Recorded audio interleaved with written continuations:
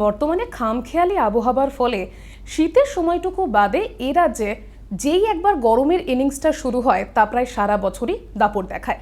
তবে গরমের সময়টা তো এমনি অস্বস্তিকর, তবে এর মাঝে শরীরকে তো স্বস্তি দিতেই হবে। বিশেষজ্ঞদের মতে এক্ষেত্রে কিন্তু জল ছাড়া আর কোনো গতি নেই, মানে জলের বিকল্প জলই। তবে জল তো খাবেন, কিন্তু কতটা খাবেন, কোন জলই বা খাবেন, সেক্ষেত্রেও কিন্তু একটু সতর্ক হতেই হবে। এ ব্যাপারে কথা বলবো। এই মুহূর্তে আমার সঙ্গে উপস্থিত রয়েছেন কলকাতা মেডিকেল কলেজের জেরিয়াট্রিক মেডিসিন ডিপার্টমেন্টের head of the department professor doctor Arunanshu Talukdar.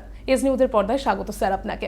আমি জলের কথা যেহেতু বলছিলাম, আমাদের সাধারণ জ্ঞান সবাই আছে ঠিকই, তবে প্রথমে একটুখানি আমি যে প্রশ্নগুলো উল্লেখ করছিলাম প্রশ্নে যাবো ঠিকই, তবে তার আগে একটুখানি বলে দিন যে আমাদের শরীরে জলটা কেন দরকার, মানে জলের বিকল্প কেন জলই হবে। দেখুন, আমাদের প্রত্যেকটা এই যে আমরা খাবার খাই বা আমরা কাজকর্ম করি, প্রত্যেকটার জন্য আমাদের একটা শক্তির দরকার, এনার্জি। এই এনার্জিটা যে আসতে হবে তার জন্য যেরকম খাবার, এই খাবারগুলো তো আমরা যে ধরুন একটা ভাত খাচ্ছি, মাংস খাচ্ছি, ডিম খাচ্ছি, যাই খাই না কেন, সেগুলোকে ভেঙে যে সেইগুলোর থেকে যে শক্তিটা সঞ্চয় করতে যে রাসায়নিক প্রক্রিয়া, তাতে কিন্তু আমাদের জল লাগে। এটা এক। আর জল বলতে শুধু জল না, জলের মধ্যে আমাদের কিন্তু অনেক মিনারেলস থাকে, মাইক্রোনিউট্রিয়েন্টস থাকে। সেইগুলো কি করে, আপনি যদি সেটাকে ভাবা হয় যে কোষের ভেতরে কোনো পুষ্টি যেতে, আবার কোষের ভেতর থেকে বজ্র পদার্থ বের করতে যে মিনারেলসগুলো লাগে, সেইগুলো কিন্তু এই জল বা খাবারের মাধ্যমে পায়।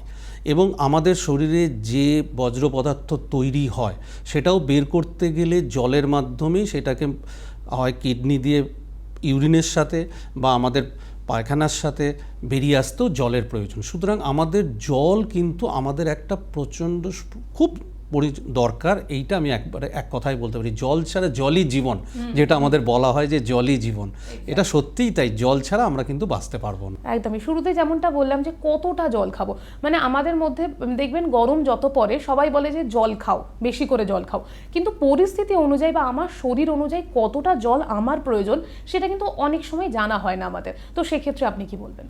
এই জায়গাটায় আমরা যেটা বলি যে জল এক একটা মানুষ এক একটা বয়সের এক একটা সময়ে ঋতুর সাথে সাথে আমাদের কিন্তু পাল্টায়, এটা কোনো ফিক্সড কিছু নয়।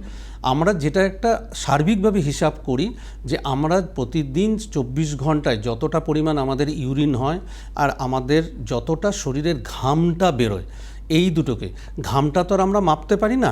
সাধারণত শীতকালে যেটা সাধারণত ধরা হয় যে একটু কম ঘাম হয়, সেই জন্য আমরা ভাবি যে 500 থেকে 700 মিলিলিটার।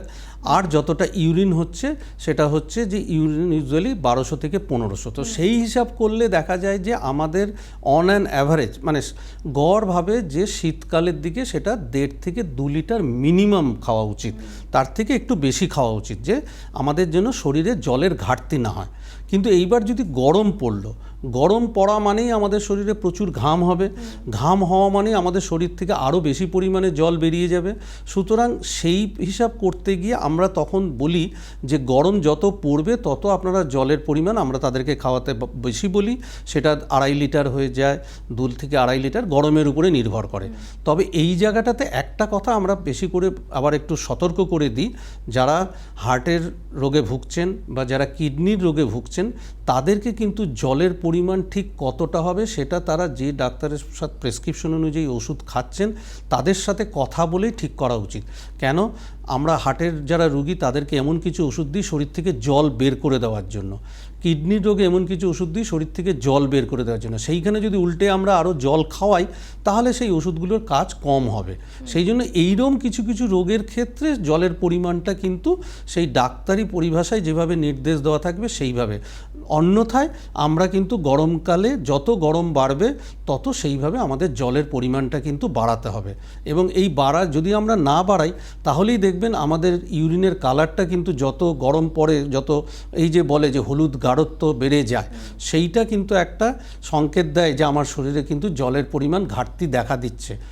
এবার যে বিষয়টা জানতে চাইবো স্যার, যে অনেকে তো অফিসে কাজ করে, এসির মধ্যে কাজ করে, অনেকে বাইরে কাজ করে, তো অনেক সময় কী হয় যারা ভেতরে কাজ করে তাদের জল তেষ্টা পাওয়ার ব্যাপারটা থাকে না, আবার অনেকে যারা বাইরে কাজ করছে তাদের ক্ষেত্রেও সেম অনেক সময় দেখা যায় যে জল খাবার সুযোগ পাচ্ছে না কাজের মধ্যে থেকে। তো এক্ষেত্রে আমাদের কি মাথায় রাখতে হবে? হ্যাঁ, এই জায়গাটায় কিন্তু একটা ভুল ধারণা আছে যে এসিতে থাকলেই শুধু জল খেতে কম হবে। এসিতে থাকা মানে কিন্তু আমাদের যে একটা হিউমিডিটি আপেক্ষিক আর্দ্রতা সেইটা কিন্তু ন্যাচারাল থাকে না, এটার কিন্তু কন্ট্রোল আমরা করতে পারি না। সেই জন্য দেখা যায় যে এসি ঘর সাধারণত সেই রকম সব এসি মেশিন কিন্তু একভাবে কাজ করে না। দেখবেন এখন অনেক এসি মেশিন আছে যেখানে হিউমিডিফায়ার লাগানো থাকে, যে সেইখানে আর্দ্রতা যতটা শরীরের পক্ষে প্রয়োজন সেই রকম এসি এয়ার কন্ডিশনিং মেশিন। কিন্তু অনেক এসি মেশিন থাকে যেখানে নাকি শুধু ঠান্ডাটাই দেয়, সেই জায়গায় কিন্তু ড্রাই থাকার ফলে আমাদের শরীরে জলের পরিমাণ কিন্তু কম্পারেটিভলি আরও বেশি লাগবে। যেটা বাইরের থেকে মনে হবে গা তো ঠান্ডা, কেন গলা শুকিয়ে যাচ্ছে কেন, সেটা এই এসিতে থাকার জন্যই কিন্তু হয়। তাদের সেই এসি মেশিনের সাথে হিউমিডিফায়ারের সেই অতটা ঠিকঠাক ভালো মতন নেই। তো সেই জন্য যে এসিতে থাকলে কম আর বাইরে থাকা কম নয়, বেশি খেতে হবে, এইটাও কিন্তু ঠিক না। মানে আমাদের জলের পরিমাণ শরীরে কতটা লাগবে সেটা হচ্ছে যে বাতাসের আর্দ্রতার পরিমাণ, সেটা ঘরের মধ্যেই হোক বা ঘরের বাইরে হোক। তো সেই দিক দিয়ে ভাবতে গেলে যখন খুব গরম পড়ে তখন কিন্তু দেখা যায় যে আমাদের বাতাসে আর্দ্রতার পরিমাণটা অনেক কমে যায়, শুকনো হয়ে যায়। সেই জন্য আমাদের জলের পরিমাণটা তেষ্টাটা পায় এবং আমাদের সত্যি সত্যি আরও বেশি করে জল খাওয়ার কথা ভাবি। সেরকম কিন্তু ঘরের মধ্যেও যদি এসি ঘর হয় সেইখানেও কিন্তু আমাদের সেইটা মাথায় রাখতে হবে। একদমই বাইরে যারা কাজ করে তাদের কথা যেহেতু উল্লেখ করলাম, গরম মানেই আমাদের একটু ঠান্ডা খেতে ইচ্ছে করে, মানে গলায় যেন ঠান্ডাটা বলে খুব রিলিফ মনে হয়। এবার বাইরে থাকা মানেই হাতের কাছে কোল্ড ড্রিঙ্কস থেকে শুরু করে যত রকম ঠান্ডা জাতীয় খাবার বাইরে পাওয়া যায়, বা ফ্রুট জুসও হতে পারে, সেটা একটু বরফ মিশিয়ে দিয়ে দিল রাস্তার দোকানে। তো সেই জায়গাতে কি মাথায় রাখা উচিত, বা এগুলো কি আমাদের জন্য সঠিক? সেইটা হচ্ছে যে প্রচণ্ড গরম, আমরা সবসময়ই বলি যে আমাদের শরীর যে কোনো একটা যে টেম্পারেচার তার থেকে 5 ডিগ্রি কম বেশি পর্যন্ত শরীর সেটাকে চট করে সইতে পারে। তো সেই জন্যই আমরা যেরকম একটা কথাই বলি যে যেরকম খুব গরমের থেকে এসে একবারে খুব চিল এসি ঘরে ঢুকবেন না, আবার খুব চিল এসি ঘরের থেকে একেবারে বাইরে কাঠফাটা রোদের মধ্যেও যাবেন না। সেরকমভাবে জল খাওয়ার ব্যাপারেও, যে আপনি খুব গরমের মধ্যে বাইরে আছেন, সেখানের থেকে হঠাৎ করে জল তেষ্টা পেয়েছে, গিয়ে একেবারে ঠান্ডা কোল্ড ড্রিঙ্কস বা ফ্রুট জুস এগুলো খাচ্ছেন, যে বাইরের টেম্পারেচার তখন হচ্ছে 38, 39, 38, 39, আর কোল্ড ড্রিঙ্কসের বোতল দোকান থেকে চেয়ে যেটা খাচ্ছেন সেটা হয়তো 6, 7, 8 ডিগ্রি সেলসিয়াস। এতে কিন্তু আপনার শরীরে বরং ভালোর থেকে ক্ষতি করার সম্ভাবনা থাকবে। হয়তো সবার করে না, তাই ভাবে যে কই সবার তো হচ্ছে না, কিন্তু কারো কারো হতে পারে যে খুব গরম ঠান্ডায় কিন্তু শরীরে একটা রিয়াকশান হতে পারে।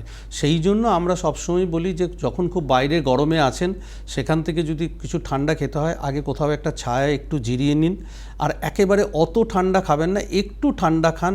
সেই রকমভাবে যাতে দুটোর মধ্যে টেম্পারেচারের তারতম্য বা তফাতটা 5 ডিগ্রি হয়তো আপনি হাতে বুঝতে মানে ক্যালকুলেট করাটা সম্ভব না, কিন্তু কাছাকাছি যেন থাকে সেই রকমভাবেই আপনি খান। এই প্রসঙ্গে আপনি আরেকটা যেটা বললেন যে এই বাইরের ফ্রুট জুস বা কোল্ড ড্রিঙ্কস বা কাটা ফল, এই জায়গাটাতে তো আমরা সবসময় বলি কাটা ফল নৈব চ। কাটা ফল একদম খেতে মানা করি। তাতে দুটো জিনিস, এক হচ্ছে রাস্তার ধারে যে কাটা ফল সেগুলো কখন কেটেছে আপনি জানেন না, তাহলে তার মধ্যে থেকে যে ইনফেকশন হওয়ার চান্স, এবং গরমকালে কিন্তু সেইটাই সবচেয়ে বেশি হয়, ডায়রিয়ার প্রকোপ বেড়ে যায়। তার একটা বড় কারণ হচ্ছে এই কাটা ফল খাওয়া। আর এই কাটা ফলগুলো যে জল দিয়ে ধুয়ে পরিষ্কার করে রাখছে, আপনি সেই জলের সোর্স কোথার থেকে সেই জলটা এনেছে, যে বরফটা দিচ্ছে সেই বরফটা কোন জল দিয়ে তৈরি হচ্ছে সেটাও জানেন না। সেই জন্য এই কাটা ফলকে এই গরমকালে কিন্তু প্রচুর পেটের রোগের ভুগি আমরা কিন্তু এই গরমকালে আমাদের এই শহরে বা কলকাতার বিভিন্ন হাসপাতালে বা ক্লিনিকে আমরা কিন্তু খুব পাই। শুধু এটাই নয়, বিয়েবাড়িতেও দেখা যায় যে অনেকক্ষণ কাটা সবজি রেখে দিয়েছে, সালাড যেটাকে বলে, যে অনেকটা রেখে দিয়েছে সেটা খেয়ে। সেই জন্য এই সময় একটু কিন্তু খাওয়া দাওয়ার জায়গাটাও আপনাকে সাবধানে খেতে হবে। আর ফ্রুট জুসের ব্যাপারে আমরা সবসময়ই বলি যে ফ্রেশ ফ্রুটস খান। ফ্রুট জুসের মধ্যে অনেক রকম প্রসেসড থাকে বলে অনেক কিছু এক্সট্রা মিনারেলস, এক্সট্রা সুগার যেগুলো থাকে সেগুলো শরীরে জলটার জন্য যে কারণে আপনি খাচ্ছেন সেই পারপাসটা কিন্তু সার্ভ হয় না।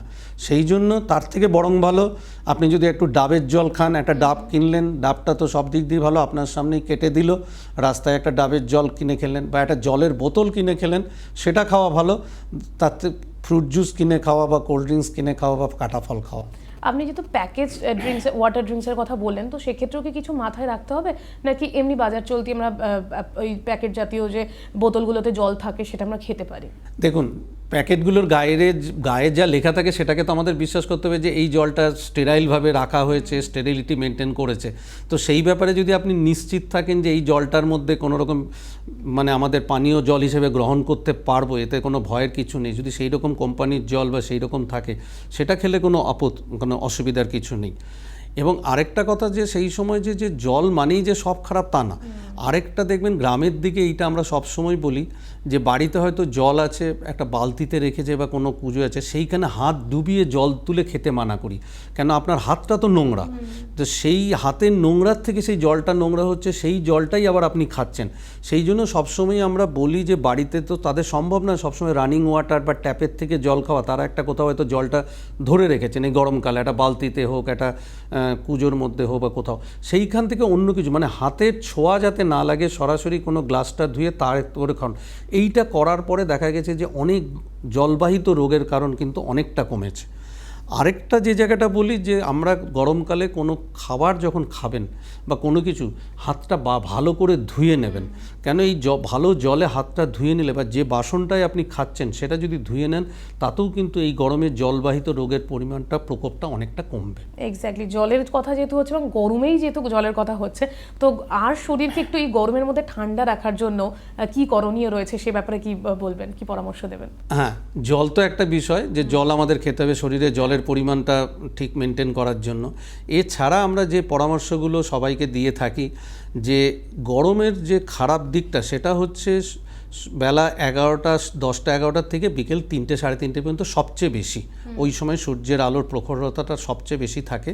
সেই জন্য পারতপক্ষে সেই সময় যদি আপনার কোনো কাজ না থাকে বা আপনি যদি অন্য কোনো সময় সেই কাজটা করতে পারেন, তাহলে চেষ্টা করুন সকালবেলার দিকে করা বা বিকেলে সন্ধ্যের পরে করা। এটা সেইভাবে নিজের কাজগুলো শিডিউলটা বাইরের আউটডোর অ্যাক্টিভিটি সেগুলো, ইনডোরে তো আপনি আপনার মতন কাজ করবেন। 2 হচ্ছে যে বাইরে যখনই বেরোবেন তখনই চেষ্টা করুন সুতি ঢিলে ঢোলা সাদা জামা কাপড় পরা, যতটা হালকা রঙের জামা কাপড় পরা যায়, যতটা ঢিলে ঢোলা জামা পরা যায়, যতটা মানে সুতির পরা যায়, তাহলে কি হয় শরীরের মধ্যে বাতাসটা ভালোভাবে খেলতে পারে, আর্দ্রতার যে জায়গাটা সেইটা ঠিক হবে, আপনার ঘামটা বেরোতে পারবে, তাহলে আপনার শরীরের কষ্টটা সেই তুলনায় কম হবে। এছাড়াও যেটা বলি যে আমরা বলি যে সবাইকে যে এই সময়টা চেষ্টা করুন যে ছাতা ব্যবহার করতে, কিংবা নিজের পক্ষে ছাতা না হোক একটা টুপি ব্যবহার করতে, তাহলে কি হয় মাথায় রোদটা কম লাগবে, তাহলে সেটা দিয়েও আমাদের মানে গরমটা আমাদের শরীরে কম আসবে। আর বেরোনোর আগে একটু ভালো করে প্রচুর পরিমাণে জল খেয়ে বেরোন, আর ফিরে এসে হাত মুখ ভালো করে ধুয়ে আগে 1 গ্লাস 2 গ্লাস জল খেয়ে শরীরটাকে শান্ত করে নিন, তারপরে আপনার খাবার দাবার খাওয়া বা অন্যান্য কাজকর্ম করুন। এই ছোট ছোট জিনিসগুলো যদি আমরা গরমকালে ঠিক মতন মেনটেন করি, তাহলে জলের অভাব বা জলবাহিত রোগ যেগুলো সেগুলো থেকে কিন্তু আমরা নিজেদেরকে মুক্ত রাখতে পারবো। একদমই তাই, অসংখ্য ধন্যবাদ ডক্টর আপনাকে। আপনাদেরকে এবার যেটা বিষয় বলা যে জল দিয়ে শুরু করেছিলাম এবং ডক্টর মানে বিশেষজ্ঞ চিকিৎসক ডক্টর অরুণাংশু তালুকদার যেমনটা জানালেন যে জল ছাড়া কিন্তু আর কোনো রকম বিকল্প আমাদের কাছে নেই। তাই আজ থেকে বা এখন থেকে জল খেতে কিন্তু একদমই ভুলবেন না, এবং জল খাবার আগেও যেগুলো মাথায় রাখতে হবে সেটাই জানিয়ে দিলেন বিশেষজ্ঞ চিকিৎসক। ক্যামেরায় অশোকের সাথে রিয়া রিপোর্ট, এস নিউজ।